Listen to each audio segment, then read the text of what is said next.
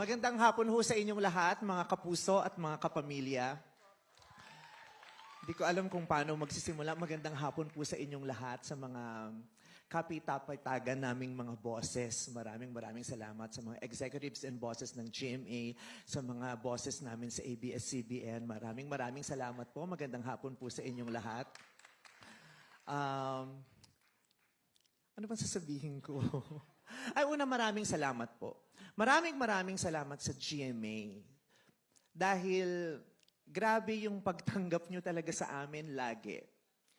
Nung nagpirmahan po kayo na nandoon kami sa SEDA, that was the first time we were all gathered for a wonderful partnership, yung sa GTV, pagsampa namin sa GTV.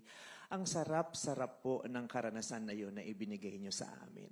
Ang init ng pagtanggap nyo, ang sincero ng pagmamahal nyo, maraming salamat. At di lang yon, nasundan pa nung nakaranas kami ng GMA Ball.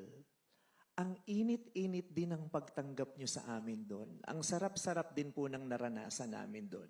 At pagkatapos ng event na yon, ikinukwento namin sa marami how beautiful the experience was going to the GMA Ball. And now, today, isa na namang masarap, mainit at napakagandang karanasan. At kami po sa ABS-CBN na nakakaranas ng ganyang pagtrato at pagtingin mula sa inyo, lagi po namin napag-uusapan at hindi nawawala yung laging nabibitawan na, in fairness, ang babait ng mga taga-GMA.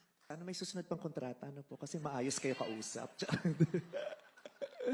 Kaya sa ngayon po, nandito kaming lahat.